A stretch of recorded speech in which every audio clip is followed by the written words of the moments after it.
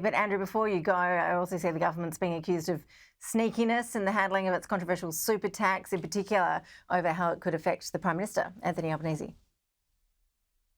Well, we finally had an admission on Sunday Agenda on the weekend, Ash, from Amanda Rishworth, the new Employment and Workplace Relations Minister, that Anthony Albanese and federal politicians on the old pension scheme won't have to pay this super tax on funds of more than $3 million until they retire. And that puts them in a different category to ordinary Australians who, controversially, we know under this legislation will be paying tax on money they don't have yet. They haven't cashed it out, if you like. They haven't received it. It's just the value of their super funds that's determined. Well, that won't happen with politicians. They'll only get the tax when they retire because they're on defined benefit schemes, as will ex-military, as will ex-public servants. This is Amanda Rishworth admitting it on Sunday. The majority of federal politicians, like myself, have industry super funds. I'm not talking about you. I'm talking about Anthony Albanese and people in his position. What we have done, as been past practice, is actually apply commensurate provisions and treatment to achieve equivalent tax outcomes. So they'll get taxed straight away. No, is that what you're saying? What I'm saying it is been. No, what I'm saying is that the same provisions that have been used to treat defined benefit schemes in the past under the coalition and under previous governments have been applied. Would someone like the Prime Minister, would they be required to pay this later? It may be so-called commensurate, or would they, like anyone else with $3 million in a super fund, have to start paying it straight away? It's really a yes or no question. Later or straight away? Well, they are treated differently.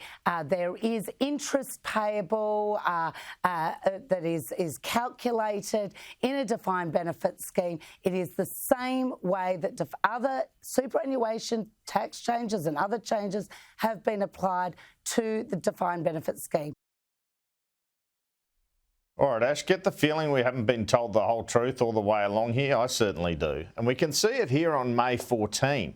Our reporter, Harry Clark, up here in Brisbane, was asking the Treasurer, Jim Chalmers, about it. Now, have a listen to this first answer where he kind of slips past the question, the Treasurer, and says defined benefits will be treated the same way the Coalition treated them, but doesn't directly answer the question. Treasurer, can you please clarify how the $3 million super tax will apply to defined pension super? Will it apply to judges and politicians? Well, we've made it clear it applies the same way that the Coalition's changes did. And we did a lot of consultation to make sure that defined benefit was appropriately represented.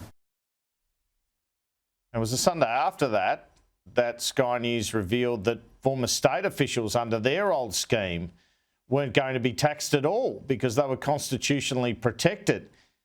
Well, so will the likes of Peter Dutton and Anthony Albanese, who both entered Parliament before 2004, be subject to these super tax increases? Yes, and we've made that clear. Yeah, you read from time to time on social media that somehow politicians on the old scheme before 2004 have somehow been exempted. That's not the case. But politicians on defined benefit will be impacted if they've got very substantial balances by the changes we're proposing. Well, that's on May 14 as well. And what it shows is Jim Chalmers point blank telling our cameras that federal politicians like Anthony Albanese and Peter Dutton won't be treated differently. We now know, Ash, they will be treated differently. So why couldn't he have just said that? He must have known that on May 14. If he didn't know that, why didn't he know that? Yeah, it's a bit messy. Andrew Clennell, appreciate the update. Thank you for your analysis.